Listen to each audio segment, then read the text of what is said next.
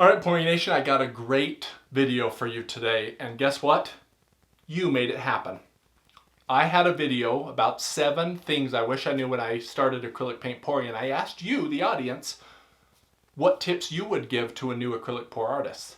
And here is 10 of the best tips that you guys gave me for acrylic paint pouring. And the first tip is save all your containers and use them for your pours. With acrylic paint pouring, we use a lot of different containers, 4, 5, 6 per color, and then a dirty cup. It can be 1, expensive, and 2, wasteful.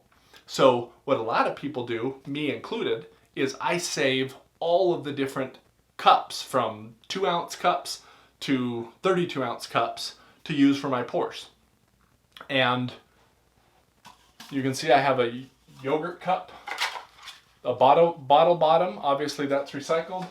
I have some bowls that my daughter used that I started pouring in and just let it dry and then continue to pour in.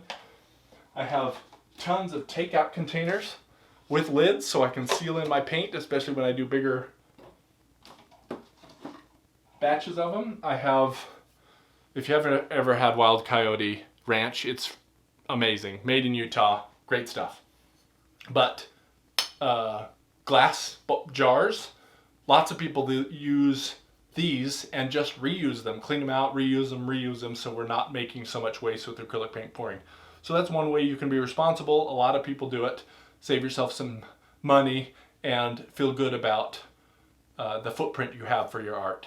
All right, tip number 2 that you guys gave me was level your canvas. Now, that seems like a pretty easy tip, but the thing about it is a lot of people level the canvas when they're painting, but then they move their painting to a place where it's going to dry, and where it dries is not level or is leveled differently. So you want to make sure that where you're going to paint is level and also where you're going to dry is level. Now, I've showed you before, I have a table where all the planes on the table are the same level. And so if I level it on top, I can just move it to the next plane down on my table and it also is level. But having somewhere where you can have a painting be level where you paint it and where you dry is very important. Otherwise, you're going to wake up the next day to a painting that's run and been ruined. And we've all been there. So tip number 3 from you guys is clean up your silicone. Now, this painting I did a while back had silicone on it. It now has a finish, and look how shiny that is. And there's no dimples, there's no places where my finish didn't go. If I would have resined this and left any silicone on it, I would have gotten dimples or places, especially on the corners, where the resin doesn't keep. So you want to make sure you clean off as much silicone as you can. Now there's a couple of different ways, and I'll probably do a video specifically about this, but face wipes, these are from Walmart. The specialty face wipe that has the oil cleaner in them, those work great. Put that all over your painting, let it dry for a second. You want to do it 2 or 3 times so that you make sure all of the silicone is off your painting. Some people use cornstarch. I'm not a fan of it, especially if you have little tiny holes in your painting, because this will get in the holes. But if you don't have any of those little tiny holes, you just have kind of little divots that silicone sometimes make. Spreading a little bit of this on, working it around with a dry paper towel, and then scraping it off with a slightly damp paper towel does get silicone off. Again, make sure you get the corners and the sides also. Last but not least, just regular dish soap. This thing works great. A couple of drops to a cup of dish soap. You do not want a lot of liquid on your painting, especially if you use glue, because the glue never fully dries and it will pull that stuff off. So you want barely damp cloth. A little bit of this, go over it, let it dry, go over it, let it dry. I usually do it 4 or 5 times. Make sure I work the corners good. I never press hard. It's just very lightly over the top, because again, that oil is going to be at the top of your painting and you shouldn't have to dig for it. It's going to be right there on top. Clean the oil off your painting. It will look much nicer when you put a finish on, especially if you're going to do a resin, and that's a great tip from my audience. Tip number 4 is to get painting surfaces from the thrift store or the dollar store. You can save so much money by reusing. I have done this so many times. I've gone to the local Deseret Industries, whatever it's called, the thrift store is called in your area, and gotten things like, I painted on this. This cost me 25 cents. There's boards like this everywhere. You just need to make sure you seal them. This one was $1. I have another one that's a little bigger that was $1.50. I bought this platter tray that has a plexiglass platter, and then the tray, I'm gonna do a pour on this in one of my upcoming videos. But this was $1.50 total. Perfect to paint on. There is no reason why you can't go there and get plates or serving plates like this, or flat pieces of wood, or old canvases that people have given away for super cheap to do your painting on. So tip number 5 is get the right amount of paint. Too much paint and you will tilt your pattern off. Too little paint and you'll have to add more paint. You might have to mix it, it might dry. It's always a bummer if you don't have enough paint. So make sure you have the right amount of paint. And I know when you're starting out that is difficult to do. So recently I put out my paint pouring calculator. It lets you choose the standard or metric measurements. It lets you choose whether you want thin paint, regular paint, thick paint. It has a bunch of standard sizes: rectangle, square, circle, elliptical, hexagonal. And then it will let you choose your sides, your length, your width, your radius, the depth of your canvas, and it will calculate how much paint you need. Now, every painting is different. This is going to give you a baseline, and then you'll get a feel for kind of how much paint you need. But this way, it takes the guessing out of how much paint you need for your pour. I will put a link in the description below to that page so you can bookmark it and always have it easily accessible. All right, friends, we're halfway through the video. We've done 5 tips. We got 5 more. But I wanted to let you know, if this is the type of content you're looking for, please consider liking this video to let YouTube know to spread it to other acrylic paint pour artists that are looking for tips and tricks. And also consider subscribing. Every week I put out a video about acrylic paint pouring, especially the nuances of being new to acrylic paint pouring and really starting to get going. I did a poll this week, and 85% of my audience struggles to get a great painting every time, and we want to solve that on this channel. So again, consider liking and subscribing, and let's get to tip number 6. Step number 6, for those of you that use paint from the hardware store as a base or as their pouring paint, if you go to the section, usually right near the paint desk, they have an odds and ends or a returned paints, and they're way cheaper than regular paints. You can get a gallon of paint for like 10 bucks. It is by far the best use of your money, especially if you can get a very light colored paint that you can add tint to later, like a beige or a light gray or things like that. Save a lot of money by doing that, and that's a great tip from my viewers.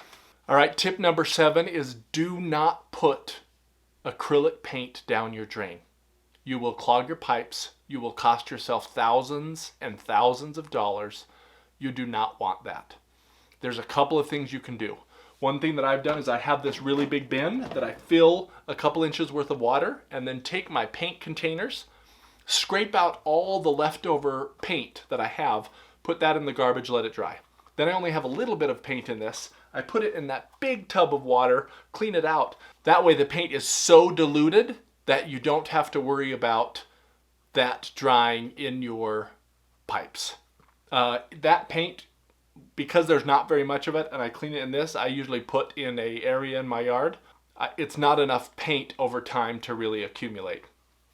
Another thing that I have heard from some friends is just put the paint in if you're in a warmer climate, put the paint in a place like this or a barrel and just let it evaporate, and then it leaves the paint at the bottom. You can chip that up and throw it away. Another thing that I've heard is similar to filtering water out in the wild. You can get a bin, put a very small hole in one of the sides, put a fine mesh, something that sand will not go through, over the hole, then cover a couple inches of sand and pour your water mixture into that. the sand will grab all of the acrylic paint and let the water flow out of that one hole. And that is one way to get rid of it. But do not put straight paint down your pipes. That's a big mistake. Okay, tip number 8 is use high quality white paint. There are so many people out there that have used low quality white paint. That is craft paint, any of the off-white paints, things like Apple Barrel, their white that you can get in the bigger container. I would never use it. I had way too much cracking, and so many people chimed in and said same thing. They had lots of cracking. Now, I use a lot of white paint, and lately I've been buying these big jugs from Blick for my white, and for the Chili Art Blooms, the Amsterdam white is a great paint to use. But definitely spend a little bit more money and hopefully buy in bulk, because you'll use white all the time, but get a good quality white paint. And I'm not going to tell you you'll never get cracking, but you will get it much less if you use a good quality white paint. So tip number 9, I love this tip. Change one small thing at a time. If you're doing a swipe, and then the next painting you do a Dutch pour with just water, and then the next painting you do a dirty pour with glue, there's too much change there. It's hard to fix the small problems that you had. So for example, I did this painting a while back. Glue and water with silicone, and it was a dirty pour. Now, the one small thing I could change first is I have too much silicone, way too much silicone. So if I cut that down and then do another pour, then I can make sure I've mastered that. And maybe after that, I decide that the paint's too thin, so the cells are getting too big. So then I make the paint a little bit thicker and then use that same reduced amount of silicone. But that way I'm incrementally learning without changing too many variables and not actually understanding what caused the change that I wanted. That will help you out, especially when you're starting out. In the first video I mentioned that you should stick with a certain technique for 5, 10, 15 paintings so you can really master that before you move on. This is kind of a secondary step to that I just love, and this is great advice from you guys. All right, step number 10 is don't stack your paintings. But David, you're stacking your paintings. Don't stack your paintings until after they have been finished. When it has a varnish or a finish, it no longer becomes tacky. You can put paintings on each other and they're not going to stick to themselves and ruin them. Bunch of people in the comments of my last video said they put paintings together and they stuck together and ruined both paintings. That does not happen when you have a nice shiny finish on your art. I really should, and I'm going to make these so I can stand them up instead of having them one on top of each other. The reason being is if you stack too many of them, the weight of the bottom one gets kind of high and it can leave indents and things in your painting. But definitely new paintings that have not cured and have not been varnished, do not stack them like this.